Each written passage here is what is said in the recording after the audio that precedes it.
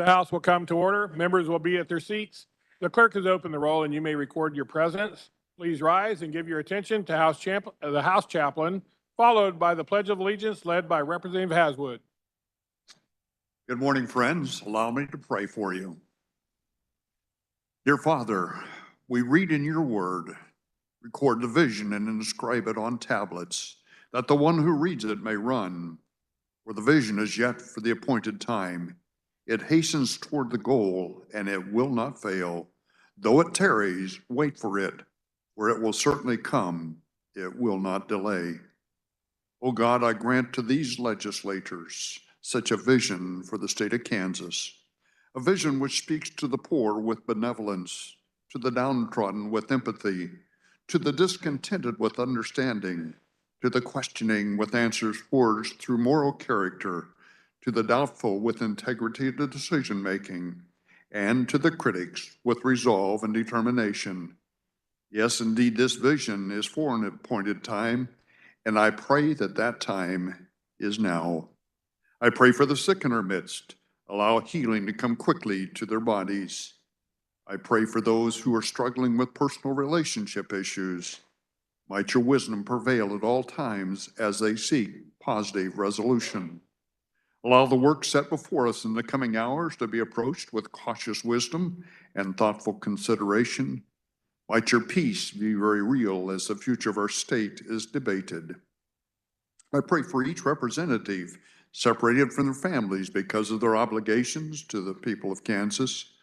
Thank you for calling them to this task of shepherding our state. Encourage them, if you would, in their work, O God, that they may not become discouraged or disillusioned. And now, Father, I pray your manifold blessings on each of these, your representatives. In Jesus' name, I pray. Amen.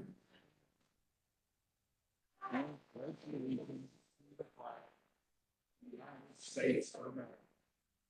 The Republic stands one nation under God, indivisible, liberty.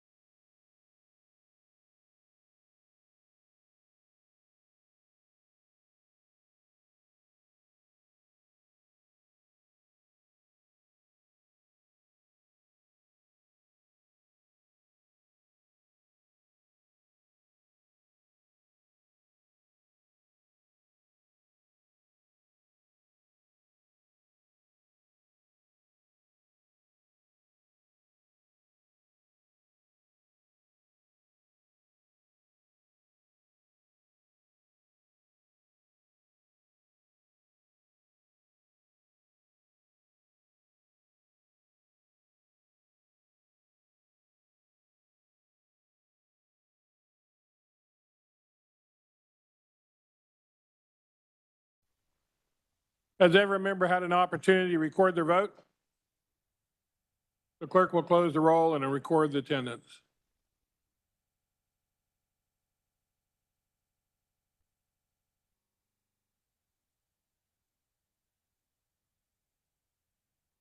Speaker recognizes Representative Croft on a point of personal privilege.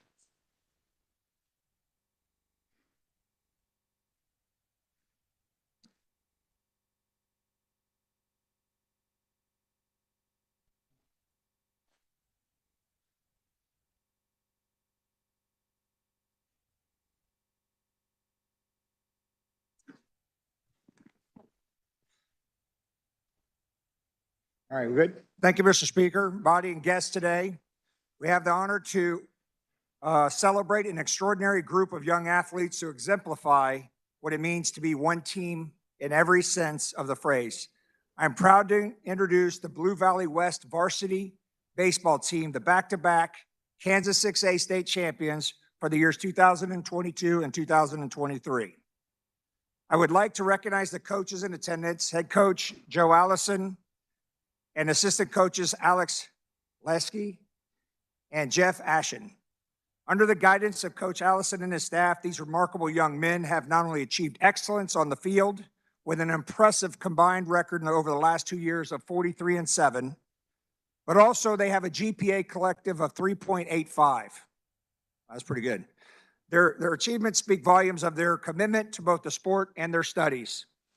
The Jaguars team motto, "I got your back," perfectly aligns with the principles that you guys know about when I talk about one team. It signifies the essence of teamwork, trust, and mutual support that has propelled them to their success. Each player has combined this spirit, demonstrating unwavering trust in their teammates and a total commitment to the Jaguar baseball way of play. This ethos has not only led the team to their victories, but has fostered friendships and memories that will last a lifetime. Today, I want to recognize the achievements of these young men who have taken their talents to the next level, committed to their commitment in baseball endeavors in college, and some in one in football. We have with us on the floor today, Eli Lovich. You can go, there you go. All right. He's going to Arkansas. We have Easton O'Keefe, committed to Missouri Western State University. Nick Sawyer, headed to Quincy. Braden Hines, joining Missouri State West Plains.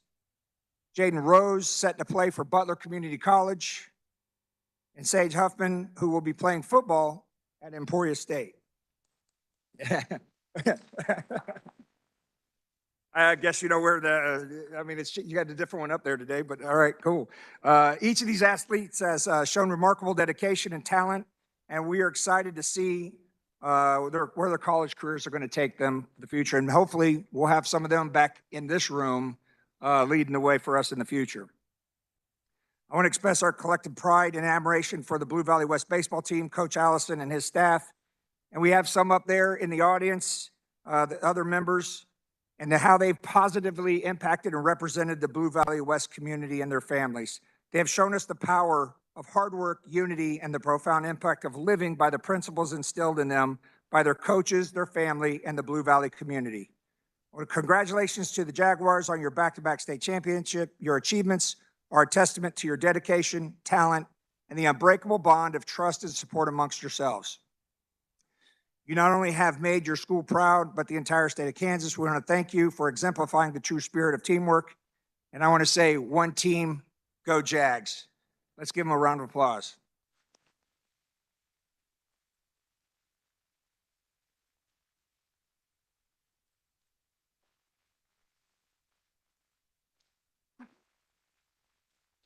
If you guys didn't get a chance to see it, the rings are pretty awesome too. With that, Mr. Speaker, I ask my words to be spread across the journal. Without objection, so ordered.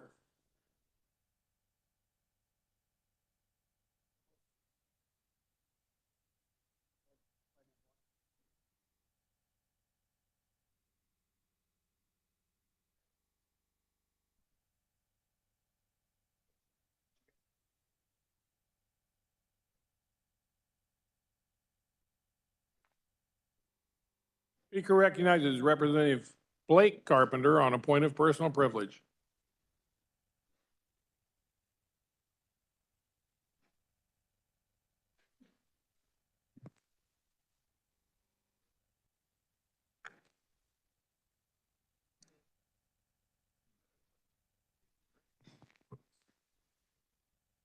Thank you, Mr. Speaker.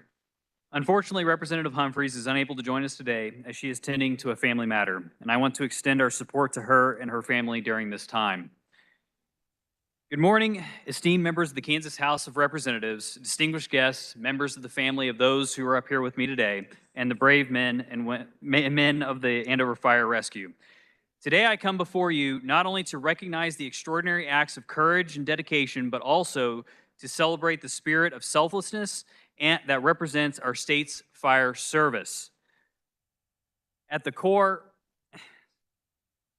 of our state's commitment to valor and service lies the Tom McGahey Fire Service Award. This prestigious honor, resulting from the collaborative efforts of the Kansas State Association of Fire Chiefs, the Kansas State Firefighters Association, and the Office of the State Fire Marshal, is designed to recognize individuals whose actions go above and beyond the call of duty. named in memory of the Wichita Fire Chief, Tom McGahee, who, along with 3 other firefighters, made the ultimate sacrifice in 1968. This award stands as a symbol of the highest levels of bravery and commitment in the Kansas Fire Service. On May 1st, 2023, a call of distress was answered with exceptional bravery by the Andover Fire Rescue Team. Dispatched to a critical situation involving a house fire where multiple individuals with special needs were trapped. The team's response was nothing short of heroic. Facing intense heat and smoke, they embarked on a mission to rescue those in distress. As they arrived on the scene, they were met with a house engulfed in flames and informed by neighbors that one person was bedridden on the first floor and another with limited mobility spent most of their time in the basement. The Engine 16 crew quickly initiated a search with a hand line, encountering heavy dark smoke and fire threatening to consume the living space from multiple directions. Firefighter Kevin Taylor managed the line, ensuring a safe path for ingress and egress to the interior of the home. Meanwhile, Lieutenant John Gabriel located the basement stairs and descended to find an individual unable to escape. Lieutenant Gabriel moved the individual up the stairs, where he was assisted by firefighter Caleb Fissler in getting the gentleman out and into the care of other responders on the scene, and was later transported to a burn center for treatment. Without hesitation, Lieutenant Gabriel and firefighter Fissler returned to their search and firefighting efforts. The latter 15 crew had passed the engine crew and were crawling on their stomachs because of the intense heat trying to make it down the hallway to the back bedroom. Captain Cheslick realized they were not going to be able to make it down the hallway due to the incredible amount of heat and made the decision to pull the crew out the front door. They quickly adapted by entering through a bedroom window that was also, the entire side of the house was engulfed in flames. And if anybody would like to see the photo, I have it with me. Where they found another victim. They rescued her from the home and began CPR and advanced care by the Butler County EMS. She was transported to the medical center and unfortunately passed away at a later time. This act of valor under conditions of minimal staffing and extreme danger led to the phenomenal rescue that was later recognized by the state fire marshal, Mark Ingholm. He commended the team for their willingness to risk their lives to save others, a testament to the exceptional courage and dedication that the Tom McGahee Fire Service Award celebrates. Today, we honor the recipients of this award. Please raise your hand as I call your name so that you may be recognized. Captain Chad Cheslick, Lieutenant John Gabriel, my father-in-law, really good guy, firefighter Kevin Taylor, firefighter Jason Emley, firefighter Caleb Fissler was unable to join us today, and firefighter Skylar Akins.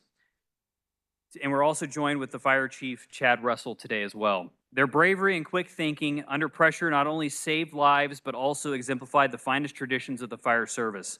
Let us applaud these heroes for their outstanding service to the community of Andover and the state of Kansas. Their actions remind us of the courage, dedication, and spirit of the selflessness that define the best of humanity. Thank you, gentlemen, for your incredible bravery and for setting an example for us all.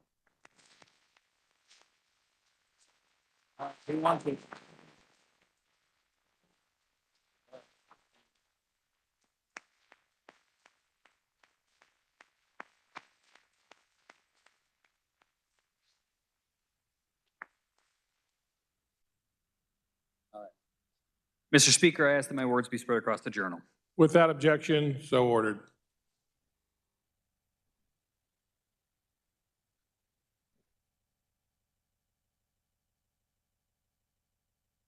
The Speaker recognizes Representative Owens on a point of personal privilege.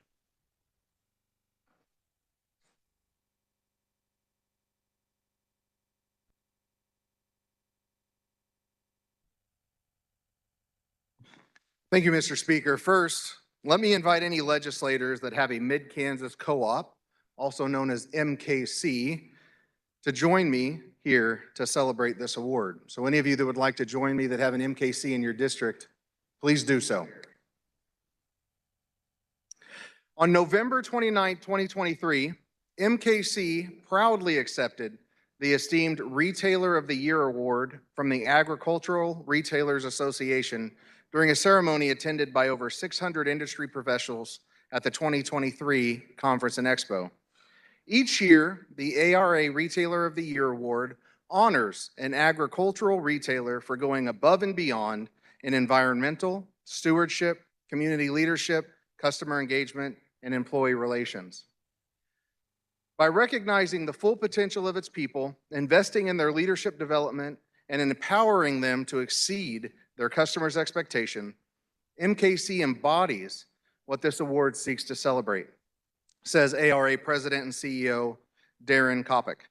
ARA and the agricultural industry as a whole has benefited greatly from MKC's leadership and involvement on the ARA Board of Directors, Public Policy Committee, and legislative fly-in events with lawmakers in DC. We're very proud to be named ARA's Ag Retailer of the Year, says MKC President and CEO, who's here with us today, Brad Stedman. We want to share this distinction with our member owners and employees. They're the only ones who made this possible, especially our employees. They create the customer experience. This award is recognition of MKC's commitment to being an organization that moves the mark in our geography and will continue to serve the needs of farmers in the future. This award reflects MKC's ongoing commitment to excellence and innovation in the agricultural sector. The company looks forward to continuing its tradition of service and contributing to the success of farmers and the broader ag community throughout Kansas. Please join me in celebrating MKC as the 2023 Retailer of the Year.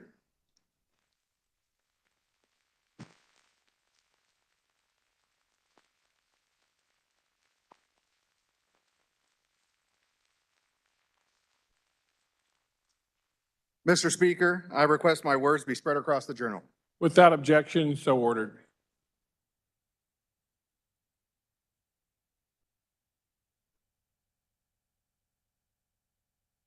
Speaker recognizes Representative Osman on a point of personal privilege.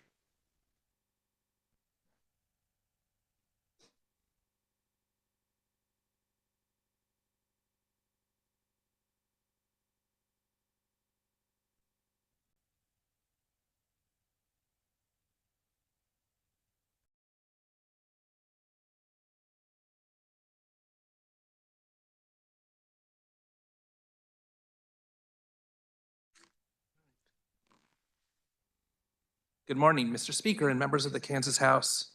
We're joined up here at the podium by members of the Kansas Miss Amazing. Miss Amazing provides opportunities for girls and women with disabilities across Kansas to build self-esteem. The options available for girls with disabilities should reflect their boundless potential. But because of widely held myths about their capabilities, girls with disabilities are often held back from taking risks that could enrich their personal development. They're deprived of opportunities to make friends and granted less access to resources. And as a result, girls with disabilities are more likely to experience low self-esteem than girls without disabilities. Women with disabilities are less likely to be employed and more likely to live in poverty. But Miss Amazing was established in 2007 to help combat that. In 2018, Kansas created its own state organization to help work on local issues that girls and women with disabilities face in our state. Kansas Miss Amazing's mission is to provide unique leadership, self-esteem, self-advocacy, and opportunities to assist in the building of those skills. The skills are important to girls and women with disabilities because currently the need for female leaders with disabilities is great. How else can we make the changes needed without the voice of those that experience it? The options for girls and women with disabilities should reflect their limitless potential. And so, we're joined up here today, frankly, by some amazing women and girls. They are, and if you raise your hand, Michelle Roberts, State Director of Kansas Miss Amazing, Yasmin Darrett, Catherine Morrison, Paisley Locke, Shirley Cook, Sarah Smittle, and Isabella Altier.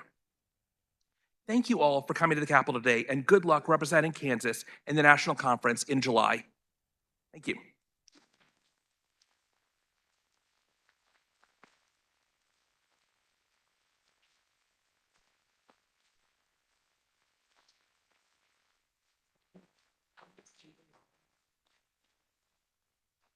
Mr. Speaker, I request my words be spread across the journal. Without objection, so ordered.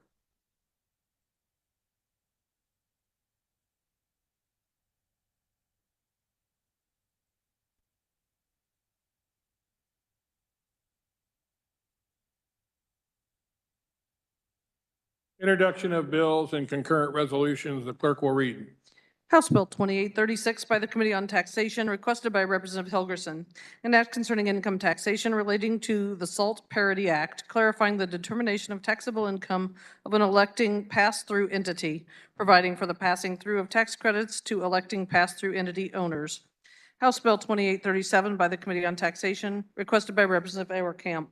An act concerning taxation relating to income tax, modifying tax rates for individuals, increasing the Kansas personal exemption, increasing the income limit to qualify for a subtraction modification for Social Security income relating to privilege tax, decreasing the normal tax rate relating to property tax, increasing the extent of exemption for residential property from the statewide school levy relating to sales and compensating use tax, reducing the state rate of tax on food and food ingredients, modifying the percent credited to the state highway fund from revenue collected.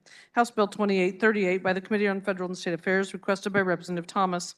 An act concerning alcoholic beverages relating to eligibility for licensure under the Kansas Liquor Control Act and the Club Drinking Establishment Act, authorizing the director to issue licenses to convicted felons when such conviction occurred more than 10 years prior to the application for a license and a determination of sufficient rehabilitation is made. House Bill 2839 by Committee on Appropriations, requested by Representative Estes. An act concerning education relating to literacy, establishing the Kansas Blueprint for Literacy, creating a Literacy Advisory Committee, directing the State Board of Regents to appoint a Director of Literacy Education and develop a comprehensive assessment system for school districts, requiring the State Board of Regents and the State Board of Education to collaborate on a literacy micro-credential and professional development, authorizing the State Board of Regents to recommend diagnostic and formative literacy assessments, authorizing university presidents and deans of education oversight over post-secondary literacy courses, requiring a plan to establish centers of excellence in reading.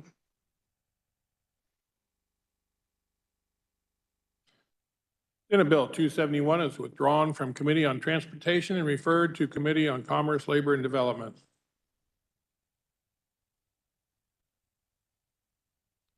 Senate Bill 172 is withdrawn from Committee on Financial Institutions and Pensions and referred to Committee on Commerce, Labor, and Economic Development. Senate Bill 336 appears on the consent calendar for the second day. Is there an objection? Seeing none, it will remain on the consent calendar for the third day. House Bill 2662 appears on the consent calendar for the first day. Is there an objection? Seeing none, it will remain on the consent calendar for the second day. Final action on bills and concurrent resolutions. The clerk will read. House Bill 2527 by the Committee on Energy, Utilities, and Telecommunications.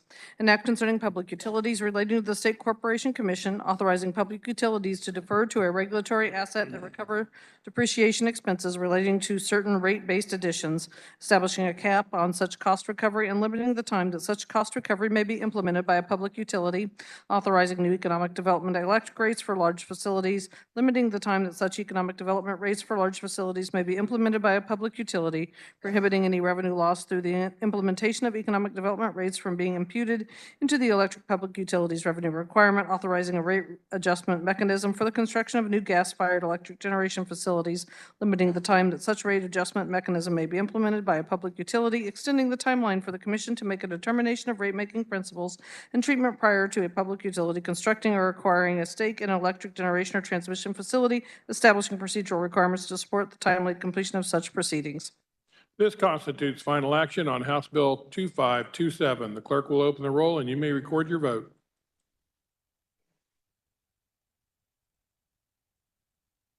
Has every member had an opportunity to record their vote? The clerk will close the roll. Does any member desire to explain his or her vote? Representative Barth.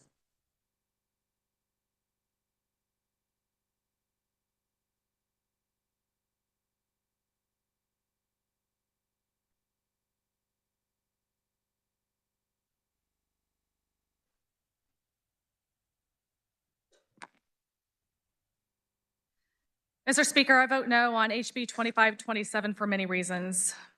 Evergy is giving themselves the authority to give discounts to businesses and then turn around and pass the cost back to Kansans. Page 2, line 22 states Evergy shall defer 90% of depreciation expense. The original bill was at 100%, so only 10% less, which means the ratepayers, our constituents, will bear the majority of the costs for new construction. Based on the KCC opponent testimony on 100% depreciation expense, their calculation estimates an additional $58.6 million per year for the EKC, which is the West Star footprint, when these same ratepayers just endured a $74 million per year rate increase last year. I reached out to the KCC. I'm still waiting for them to provide the adjusted numbers for the 90% versus the 100% depreciation. But because we are talking about only a 10% difference, the numbers will not change much. I am not okay with passing this cost on to the ratepayers when Evergy states their shareholders' targeted dividend earnings payout ratio is 60 to 70% of earnings. Last year, we know shareholders made 66% for a total of $534 million. In a regulated monopoly, the ratepayers depend on us as legislators to protect their interests as they have no free market choice. Your time is up.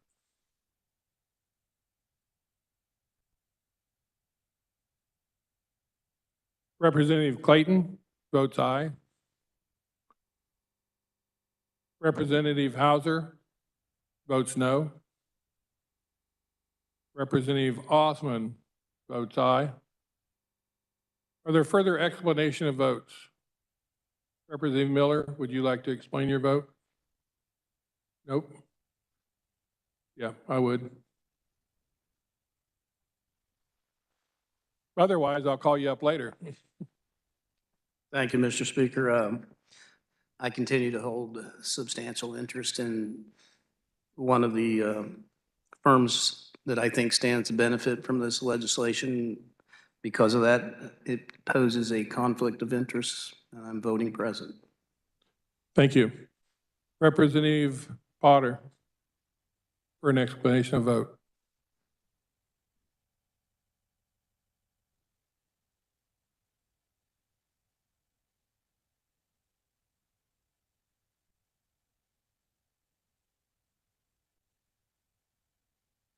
Mr. Speaker, I vote no on HB 2527. My constituents deserve better than legislation that yet again picks winners and losers. Just as the Apex bill was sold as economic development, this is being sold the same way. After reading the bill, listening to explanation of the bill, and rereading the bill, it's clear what we are being sold as economic development is in reality legislation crafted to benefit publicly traded government-sanctioned monopoly, not everyday Kansans. True economic development starts from the ground up. Economic development has never been and never will be achieved by allowing zero competition. Our constituents deserve better than us giving yet another deal out in the name of economic development, especially when we can't even agree on a tax plan. Are there further explanation of votes? Are there any further changes of votes? Representative Garber votes no. Further changes of votes? Seeing none? 111 having voted in favor and 8 against the passage of House Bill 2527, the same having received a constitutional majority. The bill is hereby declared passed. The clerk will record the vote.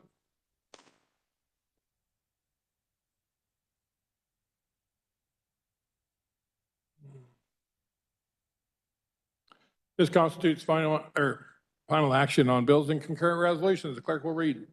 House substitute for Senate Bill 233 by the Committee on Health and Human Services. An act concerning children and minors relating to health care of minors, enacting the Forbidding Abusive Child Transitions Act, prohibiting healthcare providers from treating a child whose gender identity is inconsistent with the child's sex, authorizing a civil cause of action against a healthcare provider for providing such treatments, restricting use of state funds to promote gender transitioning, prohibiting professional liability insurance from covering damages for healthcare providers that provide gender transition treatment to children, requiring professional discipline against a healthcare provider who performs such treatment, adding violation to the act, the definition of unprofessional conduct for physicians. This constitutes final action on Senate Bill 233. The clerk will open the roll and you may record your vote.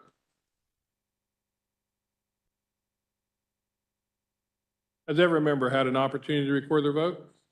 The clerk will close the roll. Does any member desire to explain his or her vote? Representative or Pesa. Sorry about that.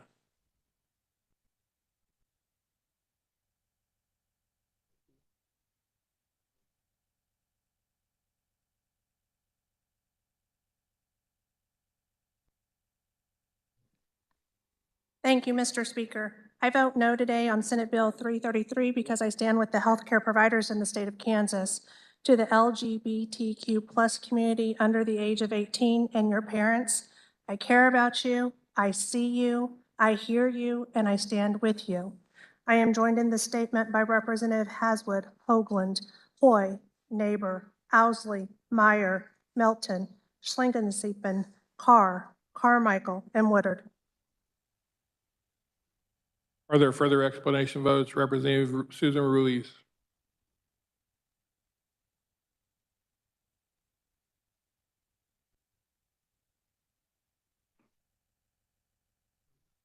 Thank you, Mr. Speaker.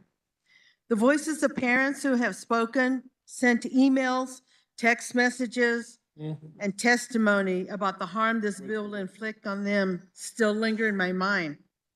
I'm elevating their fears and concerns by speaking for them here in this chamber. Lupron saved my son's life and is now on the table as a criminal act. Our decision was ours and it was private. As a parent, you will do anything for your child. Voting yes will deny access to medical services and totally ostracize these families. Thank you, Mr. Speaker. Representative Silas Miller.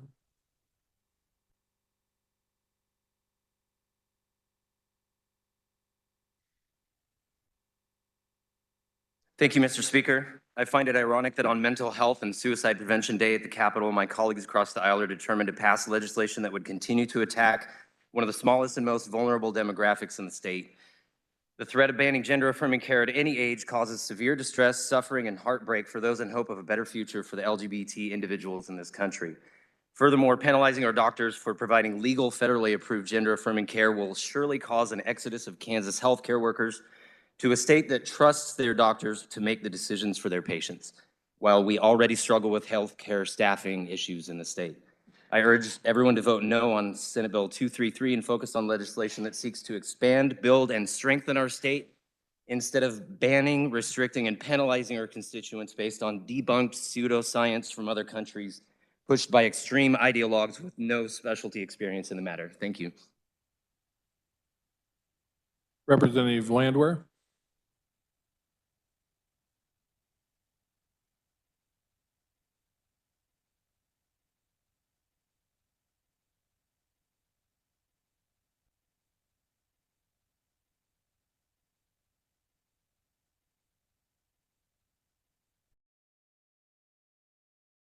Mr. Speaker, I stand in support of House Sub for Senate Bill 233.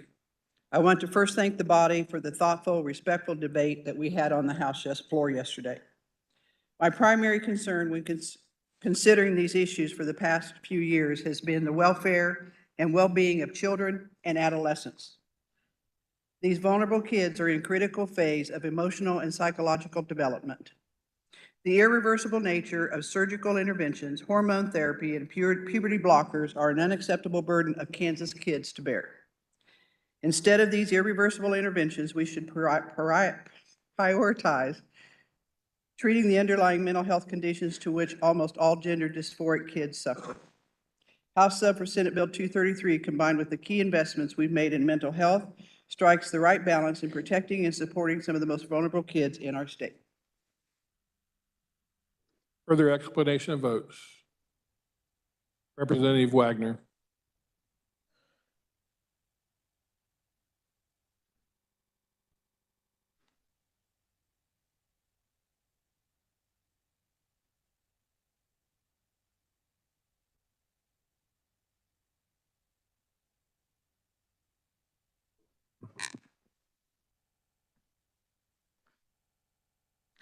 I vote yes on House substitute for Senate Bill 233. It is a good bill, it's a needed bill, and represents a Kansas common sense approach. The opponents of this bill are disingenuous. 1 year ago, they could not even define what a woman is. The voices that failed on that simple test have absolutely no standing to lecture us on Senate Bill 233. I vote for biological reality, for the inherent goodness of our created bodies, male and female, and will fight those who with public money harm or disfigure the youth of Kansas. The gender confusion of children is one thing, the policy confusion of adults is another. Genuine compassion votes yes on Senate Bill 233. Representative Chuck Smith.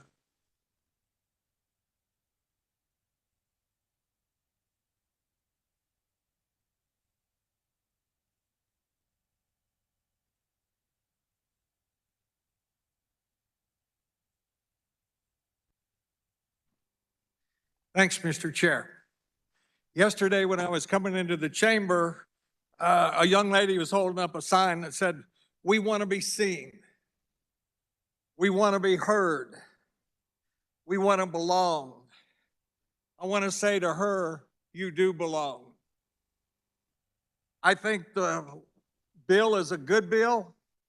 I think 18, I wish it was 25 years old, because that surgery cannot go back. And those are confusing years anyway. So I think it's a good bill. I do support these kids. It's a tough time, but it's a tough time for all teenagers. Thank you very much. Representative Penn.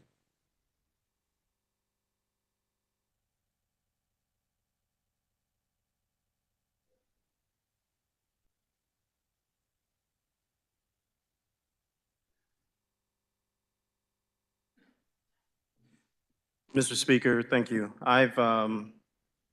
This was a difficult one. I've sat with and listened to my constituents on both sides of this bill in my office. And as the previous speaker said, I see them, I hear them, and I appreciate both their families and their perspectives. And I respectfully vote yes on House Sub for Senate Bill 233. This bill protects children and bans medical practices that result in often permanent damage to minors.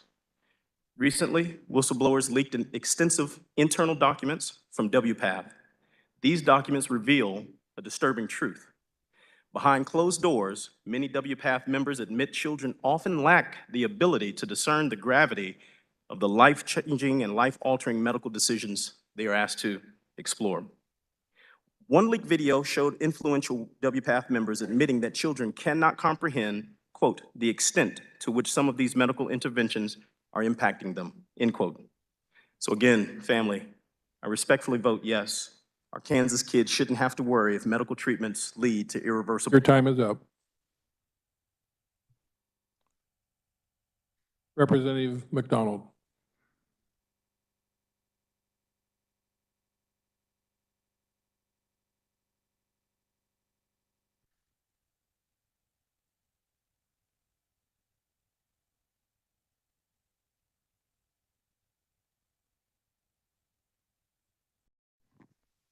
Thank you, Mr. Speaker. My no vote reflects my concerns about bodily autonomy, parent rights, doctor-patient relationships, and respects for personal decisions made between children, parents, and medical providers. Representative Woodard.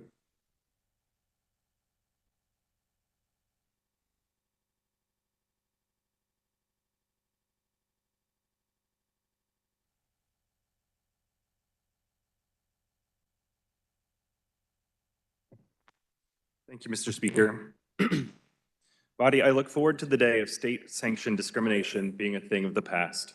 Just because you do not understand a portion of the community does not mean that you belong in their health care provider's office. Mr. Speaker, I vote no. Further explanation of votes. Does any member desire to change his or her vote?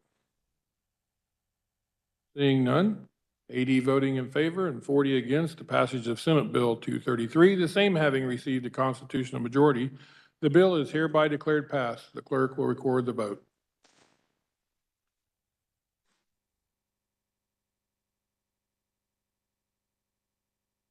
The Speaker recognizes the Majority Leader for a motion to resolve into the Committee of the Whole. Mr. Speaker, I move the House resolve itself into the Committee of the Whole for the purpose of considering those items under the heading of general orders. You've heard the motion. All those in favor signify by saying aye. Opposed, no. The ayes have it. The motion carries. Speaker appoints Representative Eric Smith to chair the Committee of the Whole.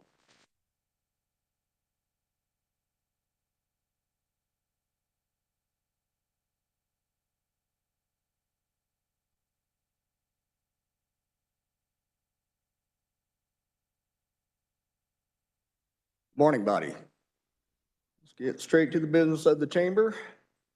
First item of business is HB 2521, and for the purpose of carrying HB 2521, Chair recognizes Representative Getz.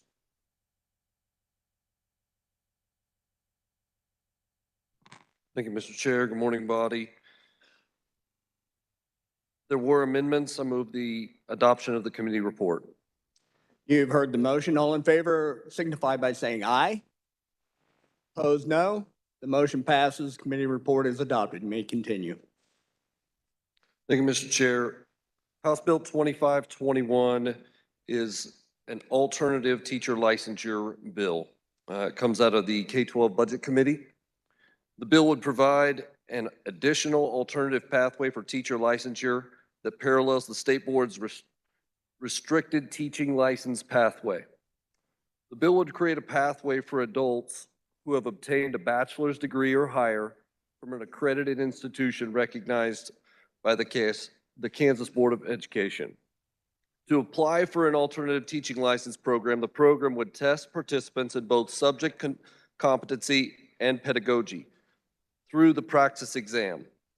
Upon successfully completing the program, candidates can apply for a restricted license and must successfully complete 2 years of district-directed mentorship overseen by the Board of Education before applying for full licensure.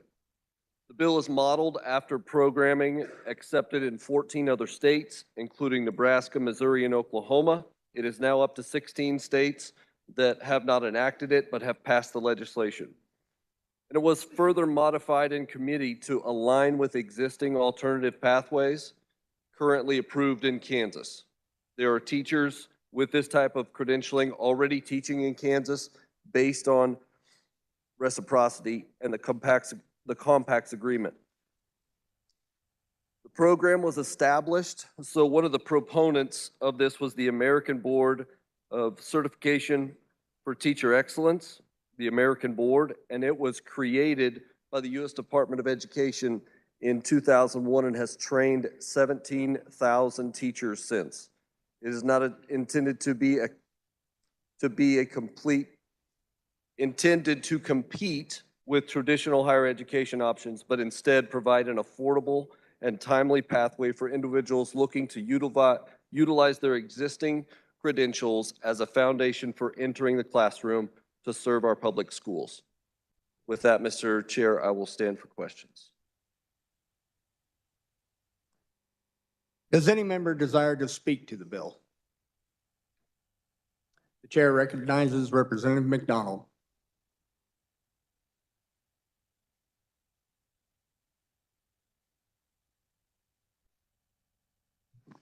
Thank you, Mr. Speaker. As a member of the K-12 Education Budget Committee and as a former teacher, I will be voting no on this bill for a variety of reasons. This bill is not necessary because the State Board of Education already has the authority to determine criteria for licensure. The Kansas State Board of Education has always been in favor of alternative paths to teacher licensure, and they have approved a number of them over the years. The State Board of Education has also allowed organizations such as this one to do teacher licensure on a trial basis in limited areas when organizations could not meet all the requirements. The State Board of Education, which as a reminder is an elected and self-governing body, opposes this bill and sees this as an effort to weaken their authority over teacher licensure. This bill lowers standards by allowing non-accredited institutions to provide educational services for prospective teachers. The company that lobbied for this bill is a for-profit company offering a low-cost and unaccredited workaround to get a teacher's license. Teachers and superintendents have reached out to me expressing concerns about this bill. There is no student teaching requirement and no requirement for structured literacy training, which is something that we in Kansas prioritize and have heavily invested in. I sometimes hear disrespectful sentiments that teachers are to blame for failing students in reading and math. It is not a logical remedy to lower the standards for our classroom teachers in such a drastic fashion. We, as a legislature, cannot complain that schools are not doing a good enough job teaching in one breath and then let just anyone in with a pulse through the door. A vote yes would be a slap in the face of teachers, inferring that teaching is something anyone off the streets can do. The fact is, in Kansas, we hold high standards for our schools, both for our students and for our teachers. Please join me in voting no on this bill to send a message to these for-profit groups that they need to take the steps to get accredited, just like all other entities who offer educational services for prospective teachers. For further discussion, the chair recognizes Representative Poskin.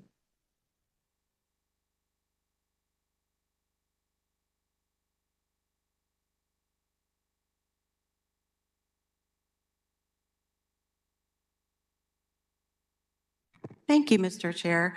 Will the carrier of the bill please stand for questions?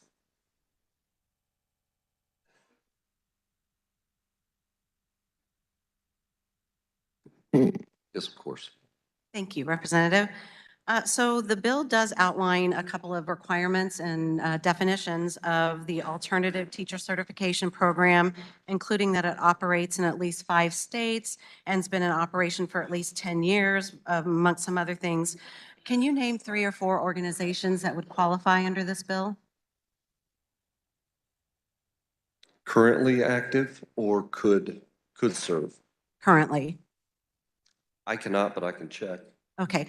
I know of one, and it's the American Board, which, you know, the bill seems tailored to. They were started in 2001, as you mentioned. So it's been in operation for 20+ years, but their certification's only been accepted. I had 11. You said 16, but between 11 and 16 states. Do you know why it hasn't been accepted more broadly in over 2 decades? I think it's just up to each state of what they adopt. All right. And I believe that Representative from Olathe mentioned this, but does the bill require training in structured literacy for elementary teacher certification? I believe in the bill that is one of the elementary education, English language arts. So those would be close. I don't know if that fits your exact definition. I'm talking about the science of reading that we have, again, invested very heavily in and see as one of the primary ways to address our reading scores. So yes, you can get certified as an elementary school teacher, English language arts, but does the training require structured literacy? This training I do not believe does, but I think there's other legislation that is happening that will help that happen in our schools as a, I don't have the right name for it, but a kind of substitute accreditation that they get while they're doing their teaching. Like current teachers now will get that accreditation, not through back when they went to college, but they'll get it as they're teaching, and these teachers would have that same opportunity. Okay, so the state of Kansas would foot the bill for teaching them after they're certified? Yes. Even though we'd like to see it right now? Yes, because they're stepping up to help our education system, and yes, we would help them. Okay. And I would say this is to address the teacher shortage that we're experiencing in Kansas. And no one understands this teacher shortage better than our superintendents. Were our superintendents opponents or proponents of the bill? There was a superintendent that was, school district that was neutral. And I don't think there was any proponents for superintendents. Okay, correct. So the USA Kansas were opponents to the bill? Yes. Okay, thank you. Thank you, Representative. So, body, our superintendents have spoken. These alternative teacher certification programs don't have to teach the science of reading, which has been a huge push in this body as an answer to low reading scores. Why do we want to initiate a new alternative licensing that leaves this critical piece out? I urge you to listen to your superintendents and vote no on House Bill 2521. Thank you. For further discussion on the bill, the chair recognizes Representative Haskins.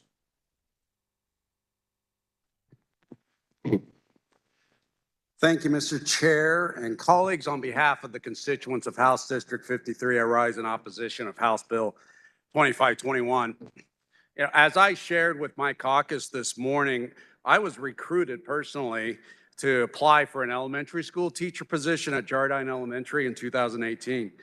Though I have 20 years of teaching, including a year as a building substitute at Jardine, I was denied the license because most of my teaching was at the business college level.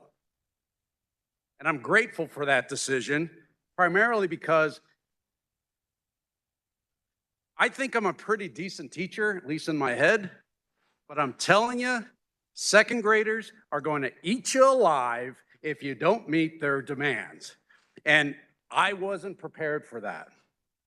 Before I go further, the carrier of the bill, who I respect and trust, was a little misleading in the support of the American Board of Certification Teacher Excellence. It wasn't developed by the Department of Ed. It received grant funding from the Department of Ed. So that's significant to point out. The proponents' comments are actually fascinating to me, and we've all heard these colleagues make these comments about, that they proclaim that the education system is broken. Public schools are wasting taxpayers' dollars. Our children can't even read the bumper stickers. And there's an education monopolistic regime called the KSDE, which is failing our students. But the solution to these issues is to weaken our teacher expectations and allow any random person, like someone you might meet while you're buying patio furniture who's interested in biology, to be responsible for the important job of developing the mind of children and protecting the future of Kansas. Look, like any Kansan, I would not want someone wiring my house without being a certified electrician. This bill undermines the rigorous standards established by traditional teacher preparations that are accredited and that have been proven to be successful. Just like the constituents in House District 53, I would not have a plumber in my house to repair any pipe without knowing their license was certified by a rigorous and accredited curriculum. While alternative certification programs require subject area content training, the depth and breadth of training may not match the traditional teacher preparation, and this raises concerns of what we are developing the minds of our children, or how we are developing the minds of our children. Look, and just like all of us in the chamber who are paying attention and those that are not, I would not trust a physician with either my health or, more importantly, my children's health without first having them complete an extensive residency program. Alternative certifications will work, but they have to have covered the hands-on essential pedagogy training, including effective instructional delivery, classroom management, assessment techniques, and others to make sure those second graders don't eat you alive. This bill will inadequately prepare teachers entering the classroom, and it will impact the students' learning outcome.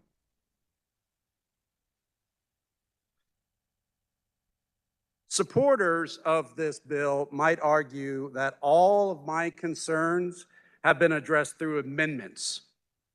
And while I acknowledge and I, again, appreciate my colleague and I understand that the efforts were made, it's important to note that the Kansas State Department of Ed already operates a successful restricted teaching license alternative pathway, something that I was easily eligible to receive to teach at the secondary level in teaching business. That program is sponsored by a school district first, and then you have to have, it's Fort Hays State University, you have to be admitted into their teaching alternative pathway program, and you have reporting and requirements.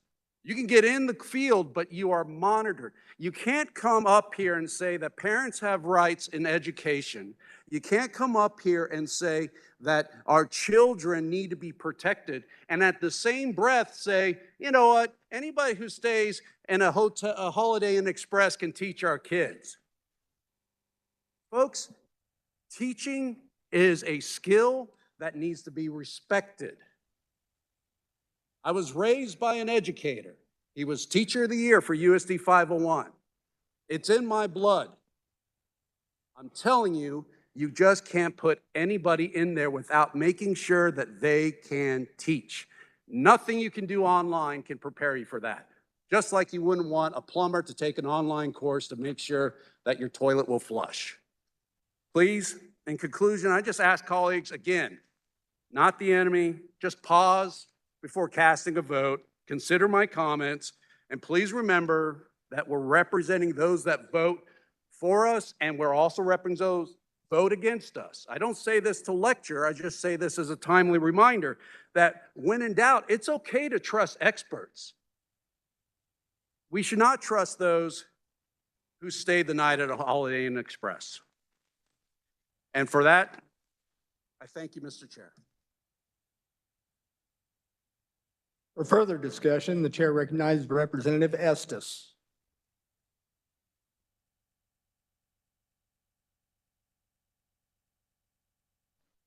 Will the carrier please stand for a question? Yes, ma'am. Thank you. Does page 3, line 1 and 2 of the bill say that the State Board of Education shall adopt rules and regulations necessary to carry out this section? Yes, it does.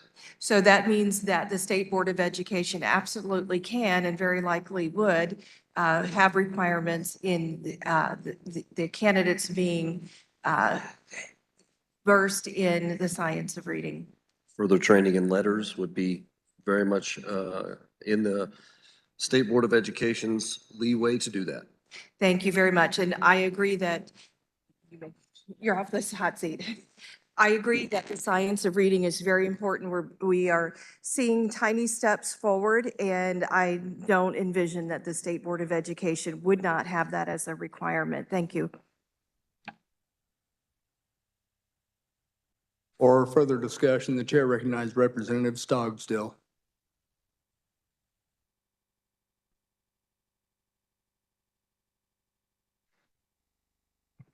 Thank you, Mr. Speaker. I think it's interesting that the former representative just came up here, mentioned the responsibilities of the State Board of Education. And this bill is just simply government overreach. Our State Board of Education was elected by the same people who elect us to come in this body and do our job. We elect them to do their job. We elect our local school boards to do their jobs. And yet we bring up this kind of legislation time after time after time to take power and responsibility away from those boards of education and place them in the auspices of the Kansas House of Representatives and this legislature. That's just wrong.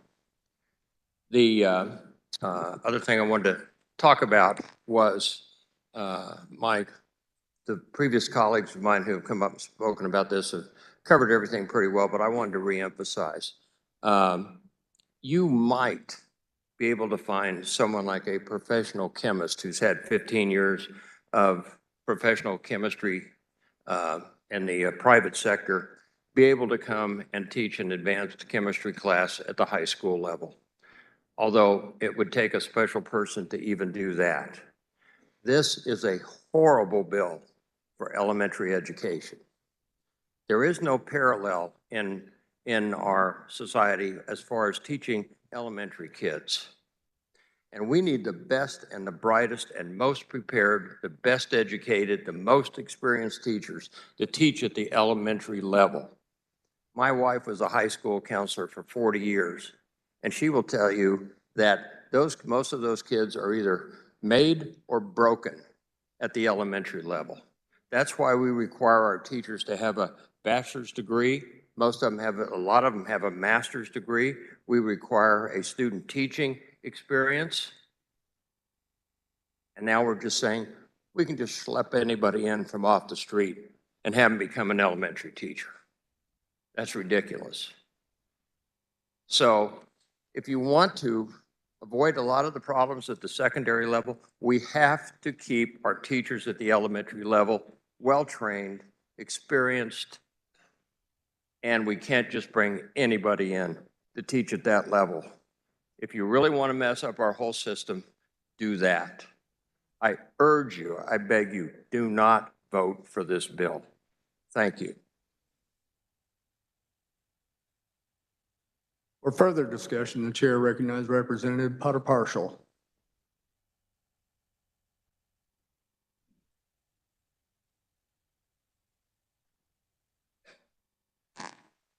Thank you, Mr. Speaker.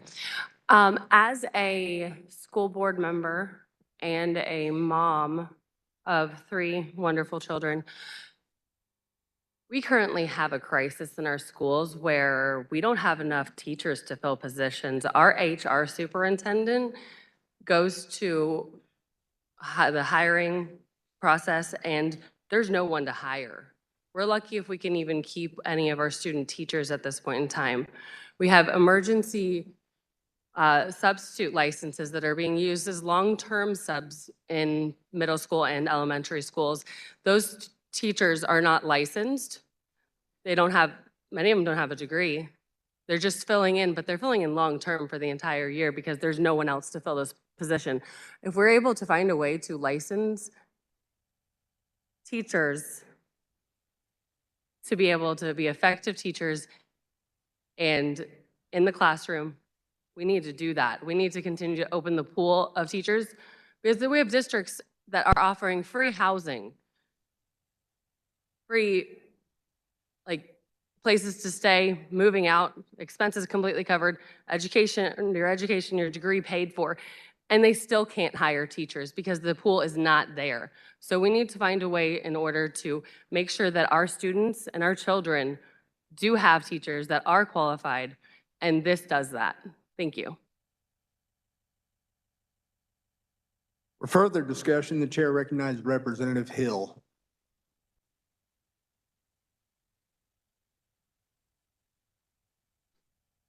Thank you, Mr. Leader. Would the maker of the motion stand for some questions? Yes, sir. Representative, can you tell me, we've heard some pretty passionate pleas about the quality of teachers in the classroom. Is every teacher that's in a classroom today a certified teacher? No, they are not. And we've actually asked for that information of how many unlicensed teachers are working in the public system, and we haven't received that data back. We think we asked beginning of February when this hearing original, not at the amendment stage, the second time it came through committee, but we don't have numbers on how many unlicensed teachers. Do you have any numbers on teachers that are alternatively certified today? That I do not have. We have not received that information either. The number that we have received is how many vacancies the state has, which is 1,800. 1,800 teacher slots that are vacant that we're trying to hire for. And like many of the representatives said and agreed that we want the best teachers that we can in our classrooms, but we need 1,800 of them. And this is not the pathway, it's an alternate pathway to get some. I think maybe some others are going to speak to this as well, but right now for a long-term sub, which we don't know how many of those are operating in the state either, you just need a high school diploma and to pass the background check. So let me ask a question about who can be certified in a classroom. Now, I have a PhD in science. Could I be certified to teach in a classroom with a PhD? I think you could if you went through one of these alternate programs. If you wanted to, sir, we'd welcome you back into the classroom. Thank you, Representative. I stand in support of this bill, and I would encourage each of you to support it, not because it is the best way to get into the teaching profession, but it is a way to get into the teaching profession. We currently have probably 1,500 vacancies in the state of teachers that are not in the classroom. Those high-quality teachers that we talk about are not in the classroom. And we are covering that with short-term substitutes, long-term substitutes, non-certified teachers. I would like to correct one of the speakers earlier said that the state of Kansas has always had an alternative certification program. That is not true. In 1998, I was a member of the State Board of Education, and we did not have an alternative teacher certification program. And I was the sole member of the State Board of Education that advocated for an alternative program. And it has been very successful. It is successful in bringing people that are professionals into the classroom and discovering their true gifts of being a classroom teacher. Instead of minimizing that, we need to encourage that and support it. A teacher from Nebraska that is certified under this program that we are proposing today and then asked for a reciprocity agreement transfer to Kansas could teach as a certified teacher in Kansas next year without this bill. This bill allows us to not only license them so we know who is in the classroom, knowing that they have a bachelor's degree in their field of study, knowing that they are under a mentorship program approved by the State Board of Education, and knowing that they have a restricted license that can be revoked if they are not successful in the classroom. Quite the contrary to some of the comments made earlier, this is a way that we can ensure quality teachers in classrooms that currently have no teacher in them. I urge your support for House Bill 2521. For further discussion on the bill, the chair recognizes Representative Wynn.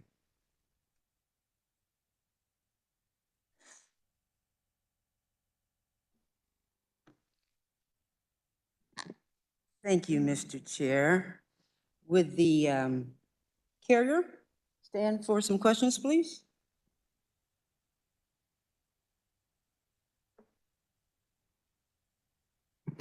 Yes, ma'am. I'm glad because we've had people who didn't want to answer. Sometimes. Yeah, wow. Would it be correct to state that this bill, while it does, as the intro say, require state board to authorize individuals who have completed an alternative teacher certification program to apply for and obtain a restricted teaching license, would it be correct to say that the company that was in our focus was this ABCTE? I think they were a part of the focus. I don't know if they were the full focus. Okay, meaning, did we have anybody else come as a main proponent? No, but I did get some information back on the representative from, I think it was Overland Park.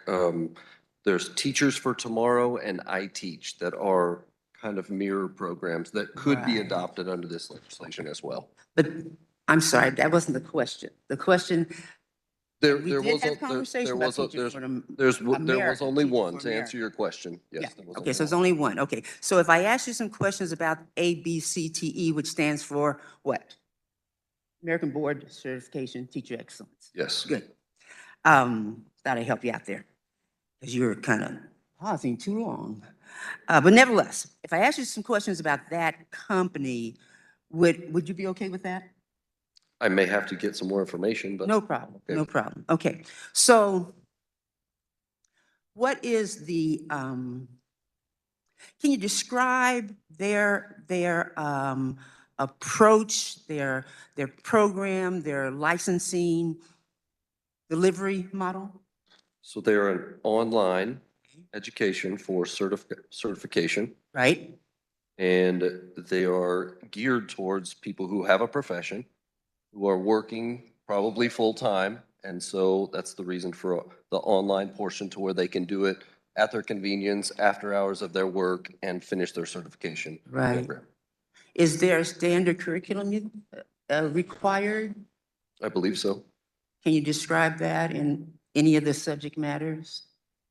I don't work for that company, so I can't describe all Well, I of didn't it. work for that company either, but we're talking about education licensing. Right. So let's say history. How would I get a certification in history from ABCTE? I believe they operate with accredited bachelor programs, and they do it in a shortened, condensed online format. Okay. Do I have to take a exam? Yes. And what do I have to, how do you measure success?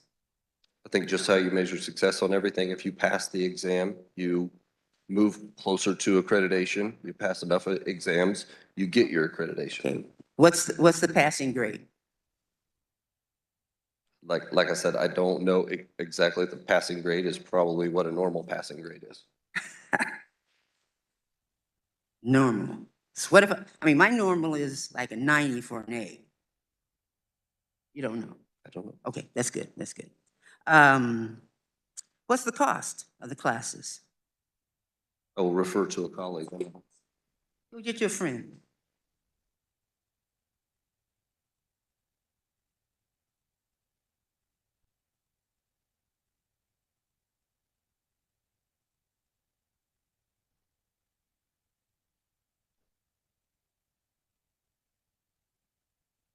I don't think we set the cost. No. So the cost is kind of irrelevant, just like we don't set the cost for KU or K-State in their programs. So I don't necessarily think that Okay. is an appropriate question. Okay, well, I disagree and I'll need to deal with it. One other question, please. How long does it take to complete this ABCTE alternative licensure program? I think it's just based on the credential that they're going for and the time frame they want to complete it in. And that is what? Could be a year, could be two, however long it takes them to complete it. Okay, thank you. Thank you.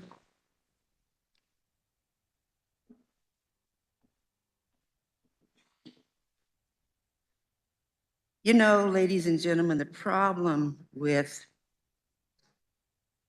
some of the answers that my colleague could not answer was that we didn't discuss those types of components of this alternate licensure program. But I did, in preparation for coming before you today, go online and look at it, because HB 2521, as it is written initially, would require the state board to authorize individuals who have completed an alternative teacher certification program to apply for and obtain a restricted teaching license. Now, if we stop there, everything would be great.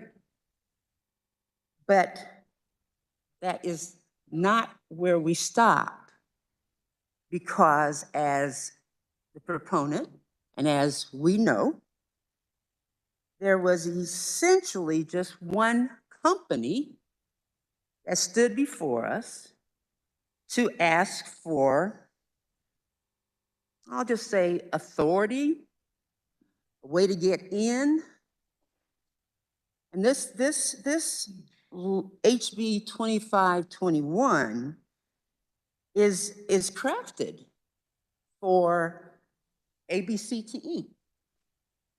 Now, the provisions, yes, can apply to other companies. However, Teach for America has been tried.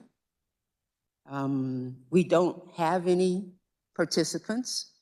State Board of Education spent about 500,000. But that's not the point. The point is, many of us oppose 2521 because it is not that goose that will lay the golden egg. It is not that program that will provide quality, effective, efficient teachers in the classroom.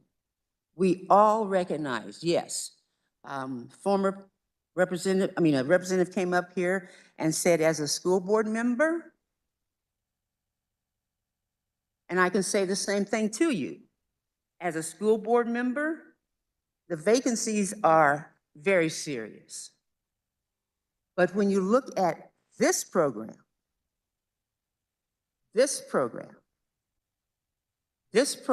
because it does not exhibit rigor. Now, yes, I went to University of Kansas School of Education. I can't even remember the tuition. But if you go online for ABCTE, who seems to want to get in without following the other rules that the other alternative licensure programs have followed, they're running a promotion today. Got $1,900, you can enroll today. Go online. I don't have to sit up here and make this stuff up. Can't make this stuff up. Go online, ABCTE, enroll today, $1,900. And it says, their ad will say, you don't want to go in debt and you want to take an online class, enroll, and you can become, usually it takes 7 to 10 months, but you can do it in 2 months. And you can become a history teacher, a physics teacher, a special ed teacher in 2 months. Come on. Think about it. Think about that, all right? So I oppose 2521 because it's crafted for this one specific organization that appears not to want to follow the rules that the other alternative licensure program that the State Board of Education governs. There are 8 of them, and that I think the previous speaker said before, came up before, that before 1990 or whatever, there weren't any, but there are 8 now. And again, all you have to do is go on the State Board of Education website and you can find all of them, all right? But that State Board establishes, and I think one of the other representatives said that the State Board has to have the rules and regs, right? But this bill right now is saying, pass 2521 and ABCTE is allowed in the door. You're saying ABCTE, who, unlike some of the other alternative programs, the other alternative programs require completion of a work sample, student teaching, or practicum. ABCTE does not require completion of a work sample, nor does the entity require student teaching or practicum right now. You're voting on it right now. You're not waiting till you read the rules and regs. The entity provides no support as the educator transitions to the classroom. Now, we have put mentorship in there, but it's not the same as student teaching. The State Board representative made a mistake in the committee. She kind of got confused and led the committee to believe that the State Board supported this bill. They do not. But then again, you can say, well, they don't want anybody getting into their neighborhood. Say what you want. But that When you go online and look at what ABCTE, and this bill is about ABCTE, don't make a mistake. Don't sit here and go, well, it's about anybody.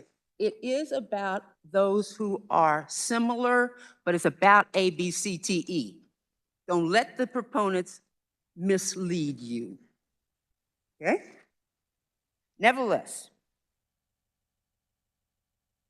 we all know that there's a need for qualified, efficient, effective teachers who know how to engage students with varied learning abilities and disabilities. That's what you call pedagogy. To begin with, there was not even a pedagogy requirement. But you had to take 2 exams for ABCTE. One, a multiple choice test that's on content. It's 100 questions. It's scored 0 to 500, and passing is 257. That's a 50% F in anybody's grade book. And that's efficient, effective teachers? You don't want it for your kid? You're not going to put it in my kid's classroom. The other test is a written component. It's graded 0 to 6 and passing is 4. Yeah, you have to have a bachelor's. There has to be a 2-year mentorship. But it's weak, buddy. It's real weak. So it's not the goose that laid the golden egg. I mentioned this to our caucus, and I'll say the older people is like a Cracker Jack box with a cheap toy in the bottom of it. To young people, it's like your Happy Meal with a cheap toy in the bottom of it. This is not going to solve our teacher shortage problem. And you're really, really looking at that golden goose. And if you know Aesop's fable, you know what happened to the golden goose. And even for the younger people, you don't even know Aesop's fable? Google it. HB 2521 is not the golden goose. It will not stop and help us with the teacher shortage. Look at it. Even if you could complete a teacher education program in 2 months, a 2-year mentorship, 1,800 vacancies, do the math and show your math. I vote no, and I suggest you likewise. Thank you. For the purpose of further discussion, Chair recognizes Representative Sanders.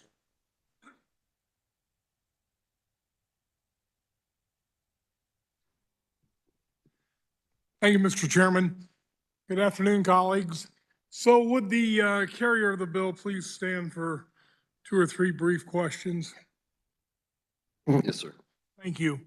So does this bill require that any superintendent or any local school board hire an applicant who makes their desires known to become a teacher under this bill? Does it require the superintendent or the local school board to hire them? No, it does not. They still have local control for hiring. And one of the things that hadn't been mentioned up here is there's a mentor portion of this bill. Could you explain to the body how that works? Yes, there's a 2-year mentoring program that the teachers entering into. They have their own classroom, but they have an assigned mentor, and most of our school districts, if not all, have a teacher mentoring program, and this would be added into that, and they would have oversight from another experienced teacher. And finally, if you are a certified teacher and your certification lapses, Can that happen, or once a certified teacher, always a certified teacher? No, it can be lost. Okay, thank you. Thank you. So before I joined this body in January of 2021, I was invited to a meeting with superintendents and local school board members. And one of the things that I was asked very pointedly about, what are you going to do to help with the teacher shortage? Now, I heard a previous representative up here saying, well, the superintendents were opposed to this bill. We need to trust our superintendents. Well, if we're going to trust our superintendents, then we need to trust our superintendents. And that means that if there's a superintendent who's not comfortable hiring somebody, trust their judgment. But if there is another superintendent who is comfortable hiring somebody, if there's a local school board that is comfortable hiring somebody, well, if we're going to trust them, let's trust them. HB 2521 provides a way to do this. No, there is no golden goose that's going to lay a golden egg that's going to solve the problem of 1,800 teachers short. It's going to take a variety of things. This is a big problem, and it's going to take a variety of things to solve this shortage. And this is a step in the right direction. Trust your superintendents, trust your local school board, give them the ability to hire people under this program. I stand in strong support of HB 2521. Thank you, Mr. Chairman. For further discussion, the chair recognizes Representative Carr.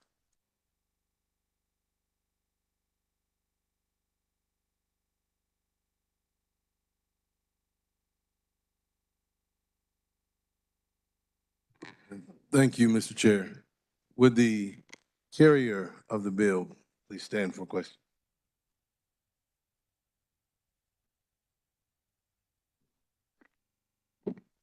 Yes, sir. This is certainly not in my wheelhouse, so, and if some of these questions have been previously asked, and I just didn't get clarification on them, then I duly apologize. So is it my understanding, I heard that a bachelor's degree is a requirement for this program? Well, if they are in a career, there is a portion in the bill where it talks about if they have a bachelor's degree, it has to be one that is accepted by the State Board of Education, accredited in their conditions. So what you're saying is that their bachelor's degree has to be, they would have to have received that from an accredited school? Yes. So it's not the subject matter of the degree, it is the governing body that gave the accreditation for that bachelor's degree? Well, they would have got it from a university or a college, and yes, the accreditation would come from a higher regency sort of organization than the State Board of Education. Okay, so more to my point, what I'm asking is, you can get 1,000,001 online degrees. Some of them are accredited in this state, some of them are not.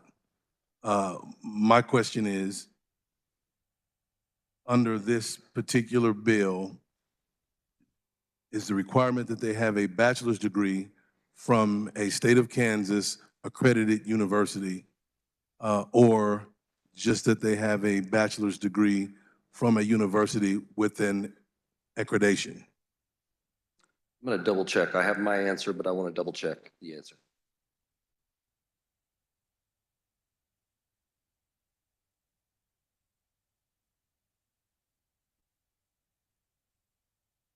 Yes, an accredited, recognized organization by the state board. Okay, thank you very much. I have another. So, and forgive me, I can't remember what the particular organization is that is in question here, but who certified them and the course that they provide? Was that something, a certification that was given again by the same governing body that would be so licensed to govern in the state of Kansas?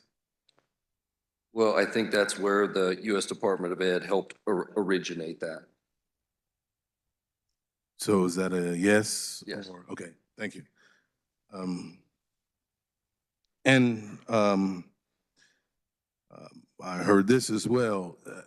Are they the only entity group and/or educational program that is offering this certification at this particular time?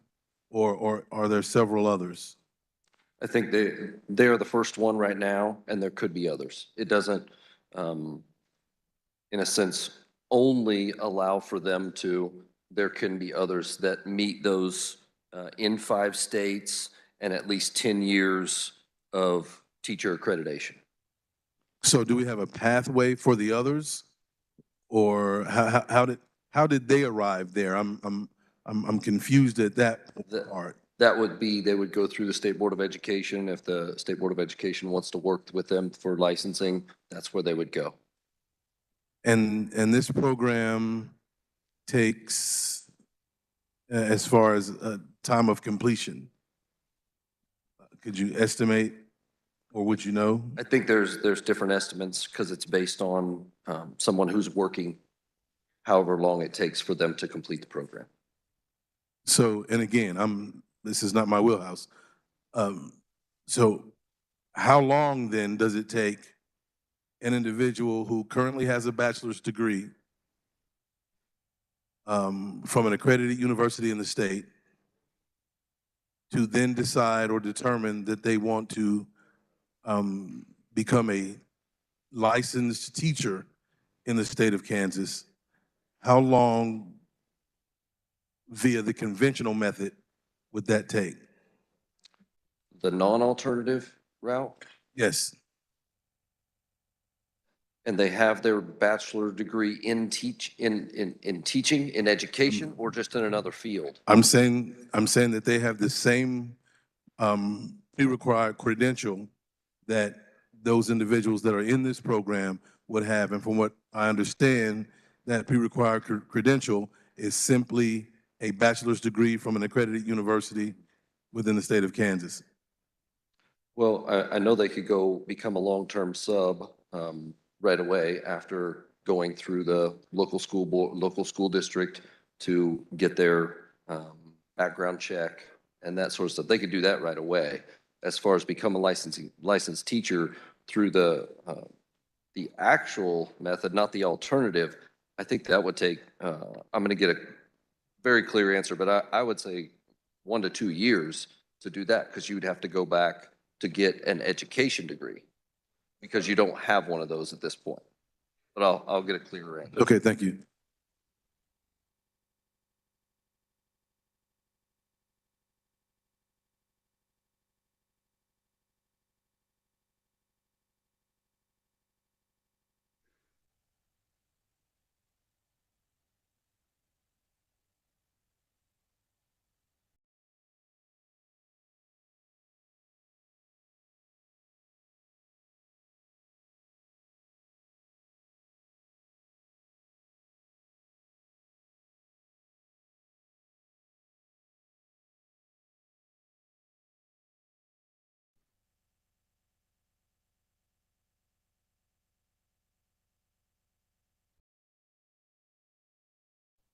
During this pause, I'd remind the body, keep the noise level down so I don't have to gavel. Thank you.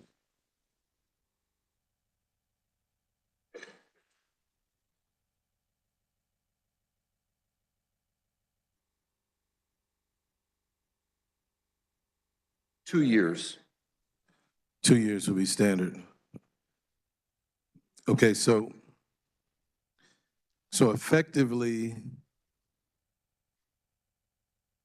effectively, we would gain, if this bill passes, 22 months potentially of teachers that would be able to enter the educational system. And we have an 1,800 teacher shortage. Right.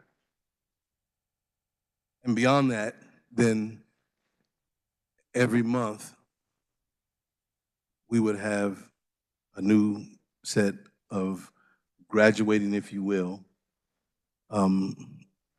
teachers into the system. So when they get this accreditation, and this accreditation is a forever accreditation, are there continuing education requirements? Well, they get a restricted teaching license with the 2-year mentorship. After they complete that 2-year mentorship, then they get a full, and there's a grading system on that mentorship to where how did they do, all that good stuff. It goes into that. The districts handle that. But once they're finished, that's when they would have a full teacher's license. So they're a restricted, even upon application, if they're accepted from after they've graduated from this alternative program, they're still a restricted teacher because they have 2 years of mentoring. So do you have information or numbers with respect to the other states that you mentioned?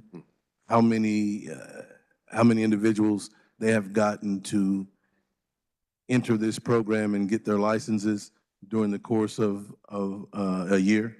I got information on Missouri, and I don't know the year that this is accurate to, but there were 4,000 teachers added to their system in Missouri. And I believe that was in 2019. Was that? We don't know the time frame, but 4,000 teachers since this program's inception in Missouri that have been added through this. And we don't know, when was that adopted in Missouri? That I don't know. I don't have clarity on that. So that's unknown. I think that's all the questions that I have for you at this time. Thank you very much. Appreciate your questions. I have some concerns with this. And in my opinion, based on the answers that I got, some of those were inconsistent. But from the answers that I received from the representative, we would stand to gain 22 months at best. I would say that we would serve Kansas better if we continued with the program that we have with respect to teachers. I understand it's a shortage, but I will address it like this. Many of us use our cell phones and we see things like TikToks and different stuff on Facebook. And if you've been watching, oftentimes you'll see this little self-defense thing that comes on. There's some guy that does a little 2-minute self-defense video. And he's had very little training. I know that because I've had extremely extensive training when it comes to that, about 25 years of martial arts training. And we kind of laugh at that because most of what we see that he does will get you killed if you tried to use it in an actual situation. In fact, there are some that do parodies of the videos that he's made, because in fact, it will get you killed because he is an untrained individual and he's attempting to teach you in something that he is not qualified in. I would look at this in much the same fashion.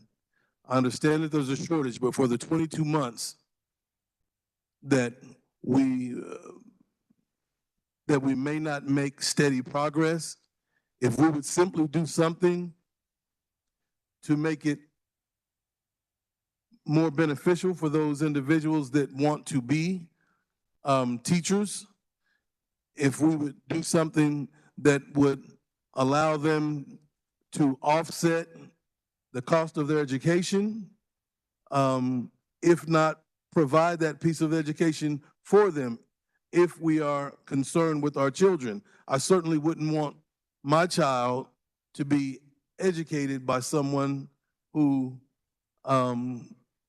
might be teaching them something that could get them killed.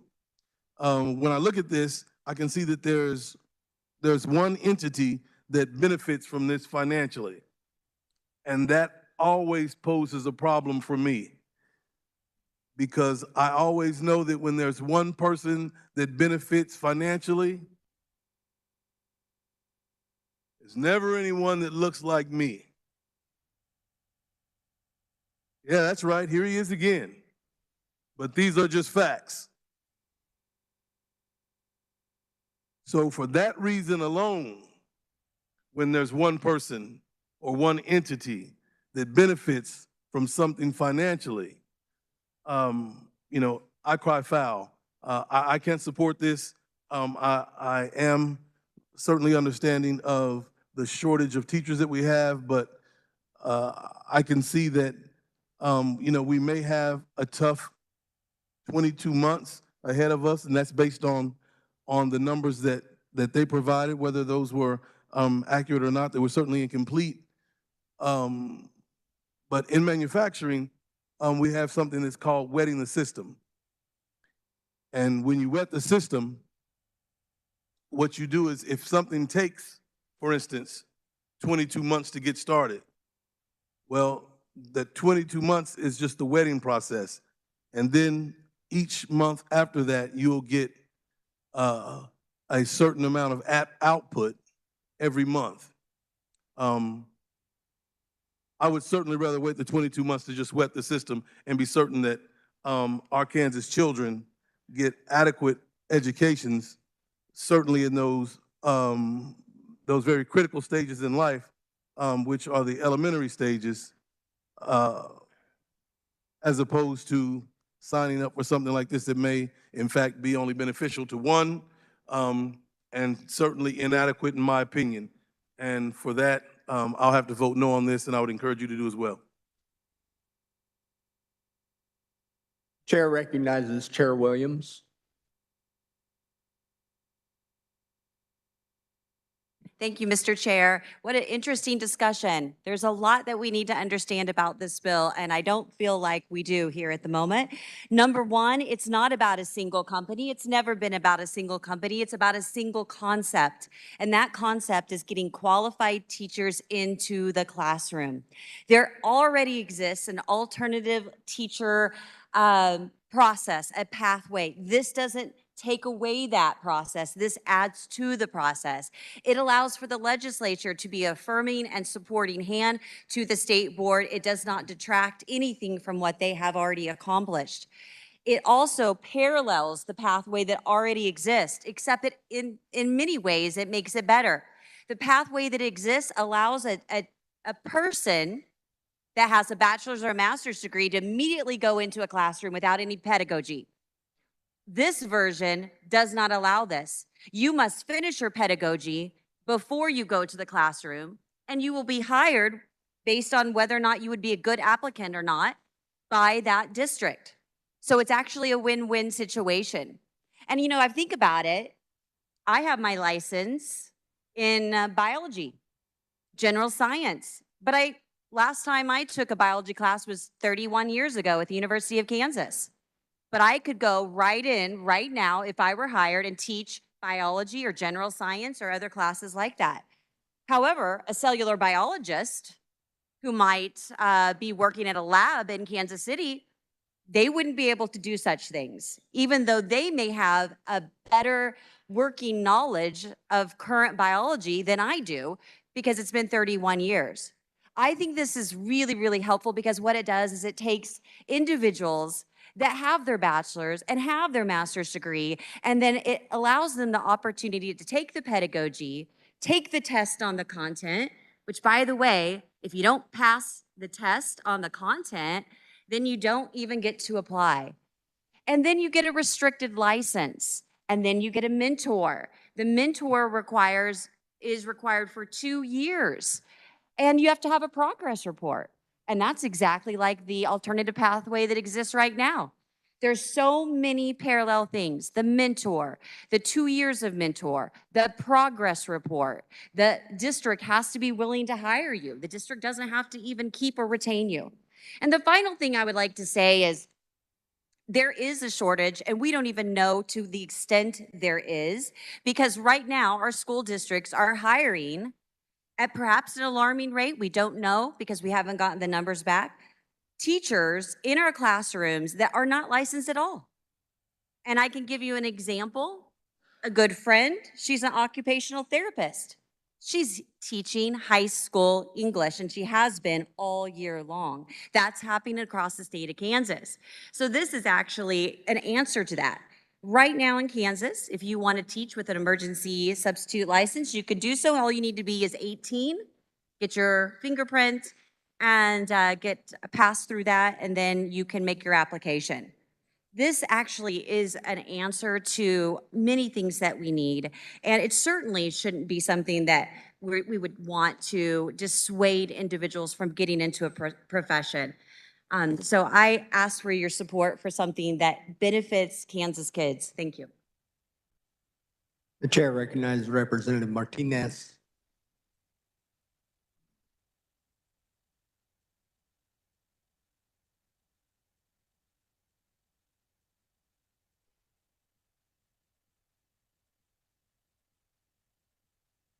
Thank you, Mr. Speaker. Our children are our future, and we need to afford them the best education possible. Widening the pool with underqualified teachers, I think, is a Band-Aid effect. Until our teachers receive better pay, better benefits, more support with the growing problems, behavior problems with students, I think we're going to find ourselves in the same boat. So I think if we could possibly focus our energies on those issues, I think that would take care of a lot of the problem. I bet if we advertised $35 an hour, they'd be lining up. But I think if I've spoke to a lot of teachers, and a lot of them complain that, they don't have enough, they don't get enough pay. Their retirement plan isn't good. They get no support for behaviors in school, which is it's really a growing problem. So I think until we focus our energies on those things, the teacher shortage is kind of going to remain the same. So that's my little piece. Thank you. I urge you to vote no until we can address those problems. Thank you. Chair recognizes Representative Howe. Thank you, Mr. Chair. I would just want to clarify one particular question that some of us have had in this body of who supports this bill or might oppose it. I did check with the Kansas Association of School Boards, and they are supportive of HB 2521. There were changes made in committee, and I appreciate the committee's work on trying to deliver a better product to the full committee here today. This bill is about moving us forward and addressing concerns out in many of our school districts, and the status quo is just not acceptable. In my short time up here in the legislature, I've become more frustrated by the red tape that we have, not only at the state school board, but at the Kansas Board of Regents. Oftentimes, we've created these entities to have oversight of certain aspects of K-12 education as well as higher education. But oftentimes they're not responsive enough to the demands of the marketplace out there. And this bill helps us move forward. And where those agencies will not act, this legislature will act. So this bill moves us forward, and I would urge your support of HB 2521. For the purpose of further discussion, the chair recognizes Representative Wynn for a second time.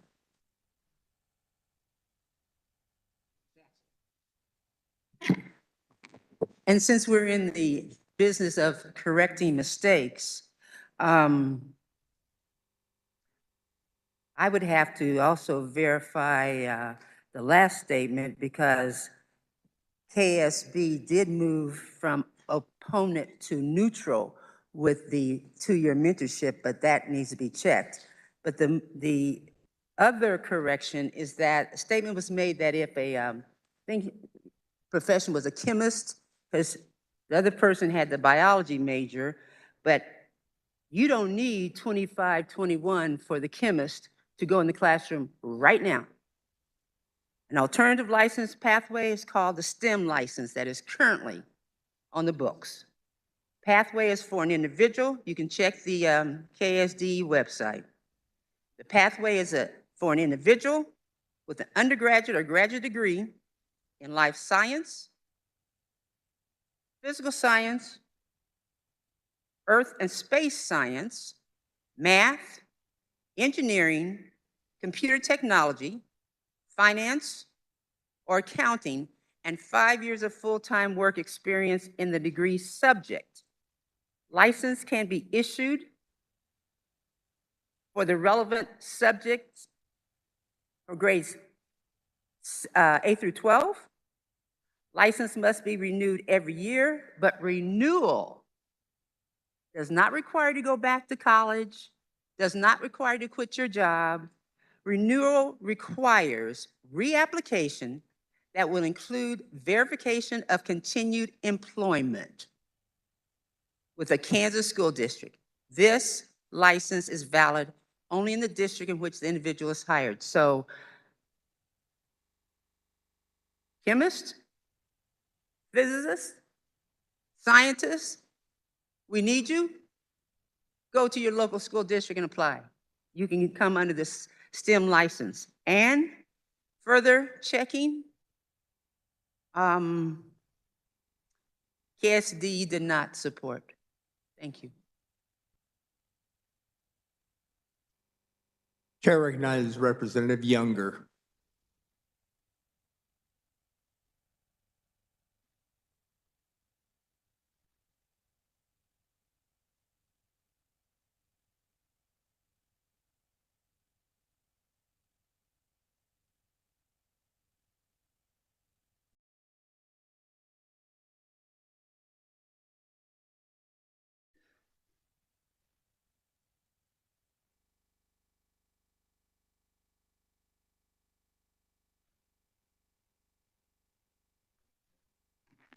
Thank you, Mr. Chair. I've taken a lot of notes. I wasn't going to speak today. I've taken a lot of notes, things that people have said. I appreciate the comment and the dialogue. You know, I think it's important. We've heard about the 1,800 teacher shortage. It's important we get quality people in these classrooms. When I was an administrator, I was often asked, you know, what is that it? What does it take for a good teacher? You know, what does it mean they have it? And that's really hard to describe. When you go in a classroom, you see it. You know if they have it or they don't. You know, I've seen a lot of teachers that have gone through the teacher education program and they have it. I've seen others that don't, and we've counseled them out of it. I've seen we use transition to teaching program. We've had tremendous amount of success in there, but we also have people that don't have it. They just don't have that quality that it takes to be a teacher. You know, I do know, I had eye surgery, I don't know, it seems like it's been forever ago, and it's still getting better, but I do know, I wanted my ophthalmologist, when she was doing that surgery, I wanted a fully qualified ophthalmologist. I didn't want any shortcuts. I wanted, when she was cutting open my eye, I wanted to make sure she knew what she was doing, okay? So I think that's important, that we don't water down the people that we get in the classroom. I also think it's important for funding. Contrary to what we hear, we need to fully fund special ed. There are discipline issues in schools, without a doubt, but we need to fund special ed. It's important. I have a very dear friend of mine who is, I call him a corn doctor. He would make a wonderful teacher. He's not certified. He would make a wonderful teacher. So to tell you, I don't know where I am right now. I really don't. I want our teachers to be respected. I want to fully fund them, and I want the right people in the classrooms. Thank you. And for further discussion, the chair recognizes Representative Schlingensief.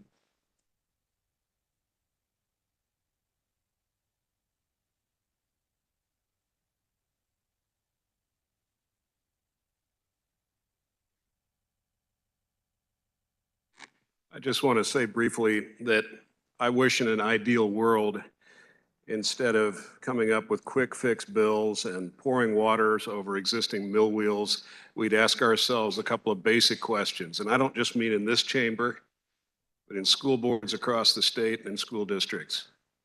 That question would be, under the current circumstances and all the challenges that we are seeing and facing in our public schools today, how would we design a teaching environment that would be ideal for addressing our children and their needs, their educational and their personal needs? I wish we'd start there.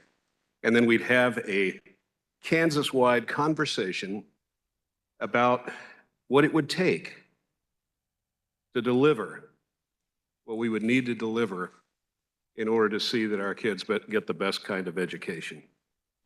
I know that's a complicated conversation to have because there are so many parts that it would be difficult to actually address in any easy way. But I wish we'd take some leadership on this and really try to get everybody to the table and talk about this, because Kansas has always had a great tradition of educating its younger citizens. And I would like to see us, for a change, become the leaders in education reform in this country and really bring value back to our public schools by paying teachers what they deserve for the kind of competency that we expect, having classroom sizes in which students can actually get a good education, and all those other kinds of things. I wish we'd have that kind of a conversation instead of these quick fixes that aren't going to help us in any way. Thank you. Is there any further discussion? Seeing none, Representative Getz, you may close.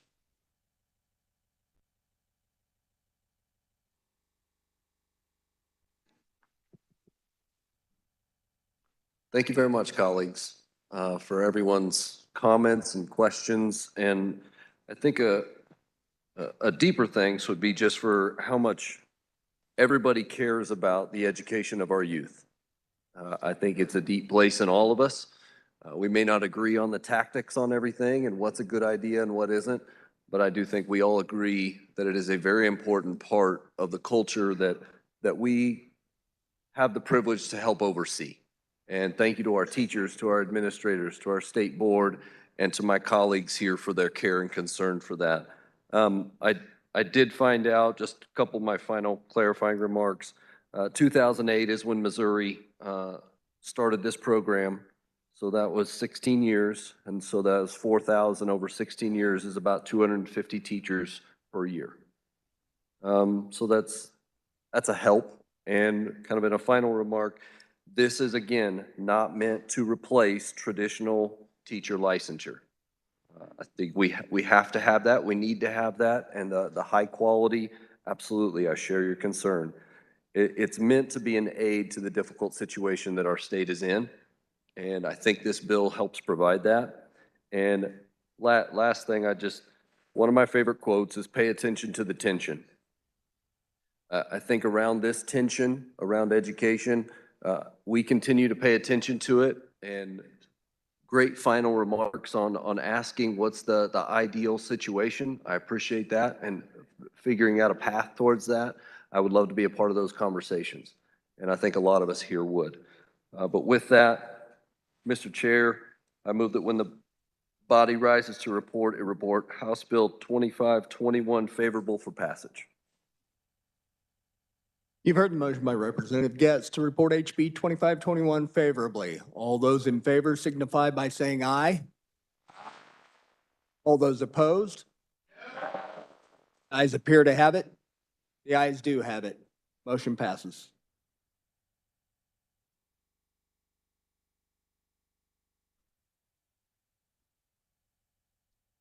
Next item of business, HB 2491. For the purpose of carrying this bill, the chair recognizes Representative Owens. Thank you, Mr. Chair. House Bill 2491 shifts the deposit of fees and surcharges from the Law Enforcement Training Center Fund to the State General Fund and allows Kansas Law Enforcement Training Center to be State General Fund funded. And I'll stand for questions. Does any member desire to speak to the bill?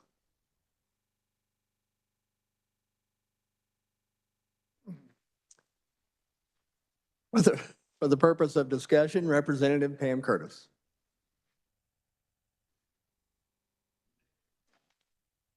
Thank you, Mr. Chair. The representative did somewhat of a good job of explaining this bill. Perhaps we should ask a few questions and just make sure that everybody understands what it is. So thank you for indulging because I'm filling in for the ranking here. So, Sure. This is abolishing. So we're basically just changing the funding source. Is that correct? That's correct. The fees that are currently collected to fund them will go to the State General Fund and will fund the Kansas Law Enforcement Training Center through the State General Fund. Thank you, Representative, and I encourage your support for this bill. For further discussion, the chair recognizes Representative Carmichael.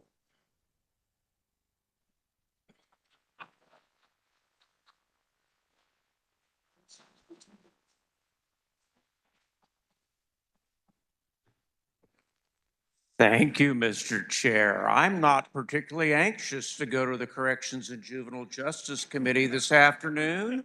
I'd rather spend my time with you. I doubt you'd rather spend your time with me. Kind of reminds me of my wife, but that's not on topic, is it, Mr. Chair? I do want to mention that the Kansas Law Enforcement Training Center has been funded for several years based on, as I recall, vehicle registration fees. The revenue from those fees has generally remained static and/or to some extent gone down. And meanwhile, the number of officers trained because of turnover, but probably more importantly because of an expanded role for the training center, I should say as importantly, has increased. The bottom line is the fee-based income coming in is not keeping up with the expenses that are being incurred. If we want top quality law enforcement in Kansas, we have to pay for it. And one of the most important places we pay for it is at the training center. And the representatives are correct that this transfers that fee revenue to the State General Fund, and then the State General Fund will have to support the training center. But I want to make sure that my friends on appropriations understand how important this is.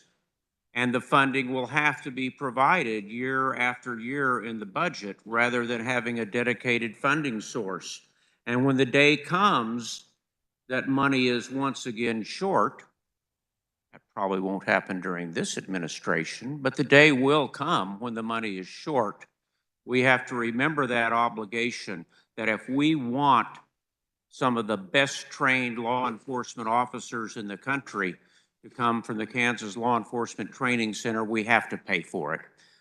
Thank you very much, Mr. Speaker. Mr. Chairman. Is there further discussion?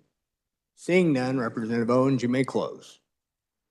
Thank you, Mr. Chair. I don't know if we keep adding $1.3 billion annually to the budget, we may run out during this administration. But with that in mind, I move that when the committee rises and reports, it reports HB 2491 favorably for passage. You've heard the motion by Representative Owens to report HB 2491 favorably. All those in favor signify by saying aye. All those opposed? The ayes have it. Motion passes. Motion passes. Next item of business, SB 340. For the purpose of carrying SB 340, the chair recognizes Representative Underhill.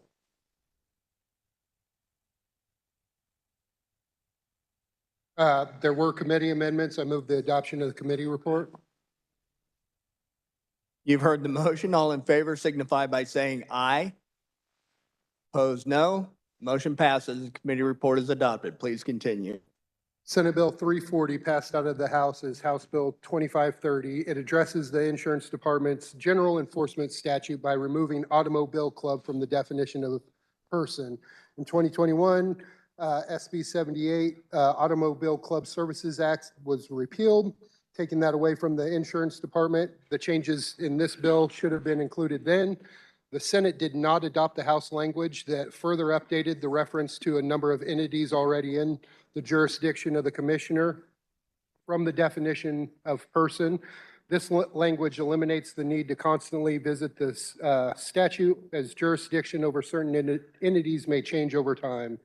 The House amendment changed the effective date, and with that, I'll stand for questions. Does any member desire to speak to the bill? The chair recognizes Representative Neighbor.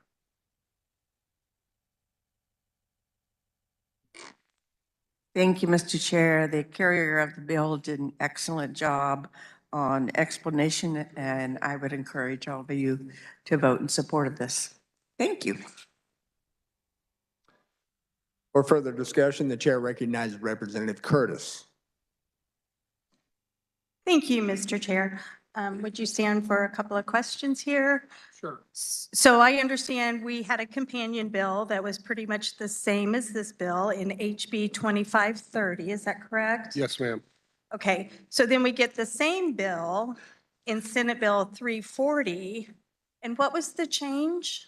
The change from 2530 as it passed the House Uh-huh. actually had a drastic difference in amendment from the House committee. Okay, so it was substantially changed then? Yes, we removed a lot of the things that were listed out under the definition of person.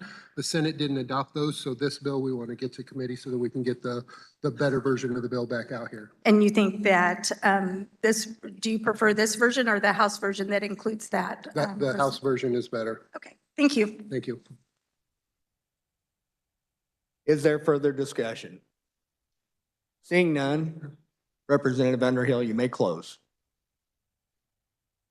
I move that the body rises to report Senate Bill 340 favorably for passage. You've heard the motion by Representative Underhill to report SB 340 favorably. All those in favor signify by saying aye. Opposed, nay. The ayes appear to have it. The ayes do have it. Motion passes. This concludes our general orders. The chair recognizes the majority leader for a motion. Mr. Chair, I move we rise and report. You've heard the motion to rise and report. All in favor, say aye. Opposed, no. The motion passes.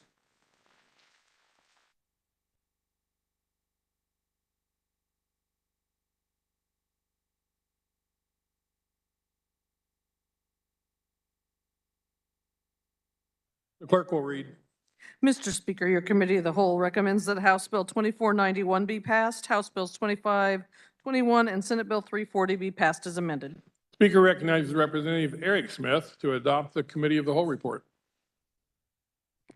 I move adoption of the committee of the whole report. You've heard the motion. All those in favor signify by saying aye. Opposed, nay. The ayes have it. The report is adopted. Reports of standing committees. Clerk will read. The Committee on Transportation recommends Senate Bill 399 be passed because the committee is of the opinion that the bill is of a non-controversial nature be placed on the consent calendar. The Committee on Local Government recommends Senate Bill 384 as amended by the Senate Committee be passed. The Committee on Local Government recommends Senate Bill 162 as amended by Senate Committee be passed. The Committee on Education recommends House Bill 2731 be amended and the bill be passed as amended. The Committee on Taxation recommends House Bill 2610 be passed. The Committee on Commerce, Labor, and Economic Development recommends House Bill 2344 be amended and the bill be passed as amended. The Committee on Transportation recommends Senate Bill 410 as amended by the Senate Committee be further amended and the bill be passed as amended. The Committee on Transportation recommends Senate Bill 359 be amended and the bill be passed as amended.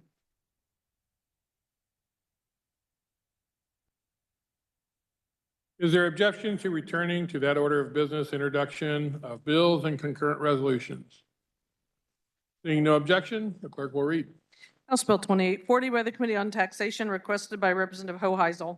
An act concerning public monies relating to the deposit and investment thereof, authorizing governmental units to utilize a public monies pooled method of securities to secure the deposit of public monies in excess of the amount insured or guaranteed by the Federal Deposit Insurance Corporation, requiring the state treasurer to establish procedures therefore, banks, savings and loan associations, and savings banks to make certain reports upon the request of a governmental unit.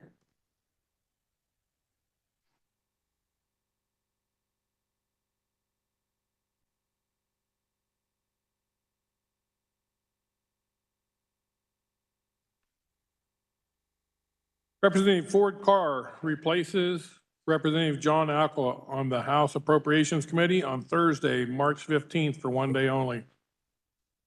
Representative Lisa Mosier will replace Representative Barb Wassinger on the House Committee on Higher Education Budget on March 13th. This appointment will expire at the end of the day on March 13th.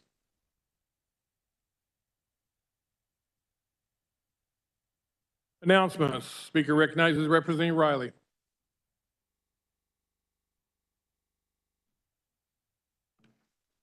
Thank you, Mr. Speaker. Thursday morning, we're doing our prayer breakfast. We'll have a speaker that'll be coming in from the Capital City Baptist Church. It'll be 7 o'clock in the morning, room 142. Hope to see you there. Thank you. Speaker recognizes Representative Tarwater.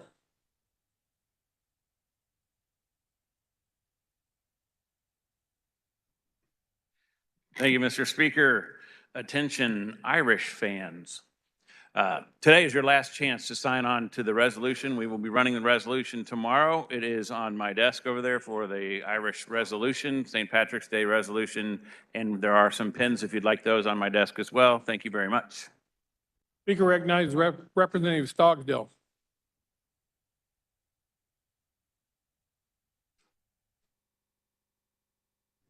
Thank you, Mr. Speaker. Democrats, we will have agenda tomorrow morning, 8:30, 152 South. Thank you, Mr. Speaker. Speaker recognizes my good friend Representative Ballard.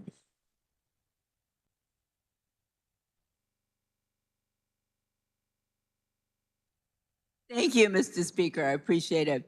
For Democrats tomorrow, just a reminder that we will have Thursday Summit in our regular room, 152 South. Lunch is provided. Hope to see you there. Thank you, Mr. Speaker. Speaker recognizes Representative Rogers.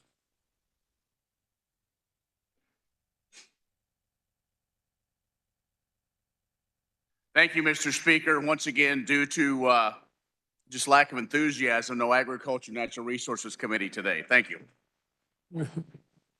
Are there any further announcements?